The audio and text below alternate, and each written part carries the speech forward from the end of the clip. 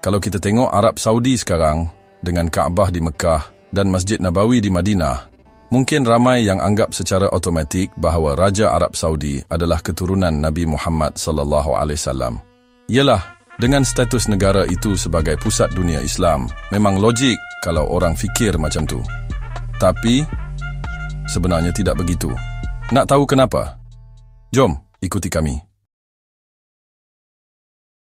Sebelum tu, jangan lupa subscribe dan like untuk next content dari admin. Cerita ni bermula bukan masa zaman Nabi, tapi lebih 1000 tahun lepas, sekitar abad ke-18. Masa tu belum ada pun nama negara Arab Saudi. Yang ada cuma kawasan Jazirah Arab yang dibahagi-bahagikan ikut suku-suku kecil. Di situ muncul seorang ketua suku nama Muhammad bin Saud dari satu kawasan kecil bernama Diriyah dekat Riyadh.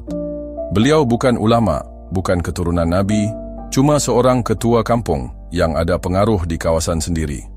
Yang menjadikan beliau penting dalam sejarah adalah pertemuannya dengan seorang ulama kontroversi waktu itu, Muhammad bin Abdul Wahab. Ulama ni datang bawa misi nak bersihkan ajaran Islam dari amalan-amalan yang dianggap bid'ah. Tahun 1744, dua Muhammad ni buat perjanjian. Muhammad bin Saud bagi perlindungan politik, Muhammad bin Abdul Wahab sediakan sokongan agama. Dari situ, keluarga Saud berkembang. Mereka menakluk kawasan-kawasan sekitar. Tapi waktu tu, kuasa besar dunia Islam adalah Empayar Uthmaniyah di Turki. Uthmaniyah lah yang jaga Mekah dan Madinah. Keluarga Saud dan pasukan Wahabi mula berperang dengan Uthmaniyah. Pernah juga berjaya tawan Mekah dan Madinah. Tapi tahun 1818, tentera Mesir di bawah Muhammad Ali Pasha menyerang dan runtuhkan kuasa Saud. Tapi keluarga Saud tak pupus. Mereka bangkit semula. Tokoh paling penting ialah Abdul Aziz bin Abdur Rahman Al-Saud, atau lebih dikenali sebagai Ibnu Saud. Tahun 1902, dia berjaya rampas kembali Riyadh dan dari situlah dia mula kuasai satu demi satu wilayah. Waktu itu, kawasan Mekah dan Madinah dikuasai oleh Sharif Hussein bin Ali dari keturunan Nabi Muhammad SAW melalui cucu baginda Hasan bin Ali.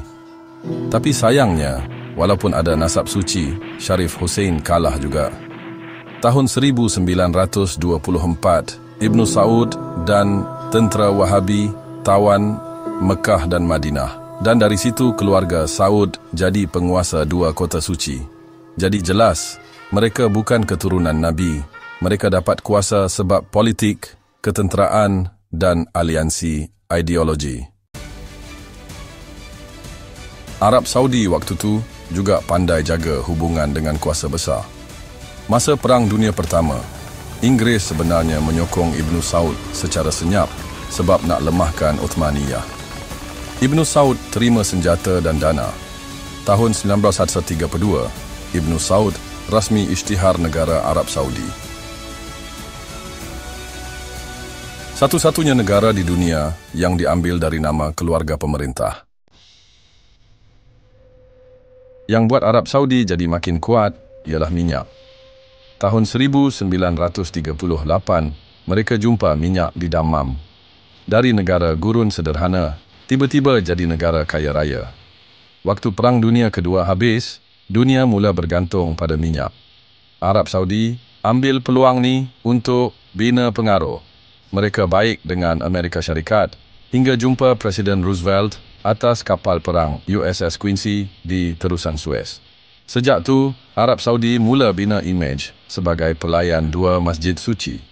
Bukan khalifah, bukan imam, tapi pelayan, kedengaran rendah diri dan amanah. Walhal kuasa tetap di tangan mereka.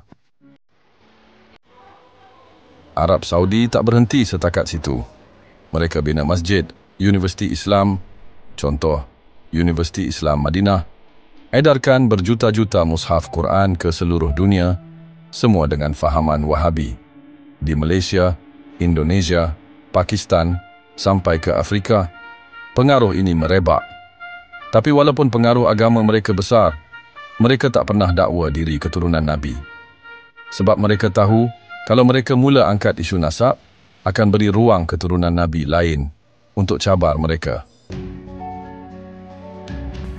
Jadi ringkasnya, keluarga Saud bukan keturunan Nabi Muhammad SAW. Mereka adalah keturunan ketua suku dari kawasan Padang Pasir yang berjaya kuasai Tanah Suci melalui politik, tentera, ideologi dan sokongan kuasa luar. Nak tak nak, itulah realiti sejarah yang orang jarang sebut.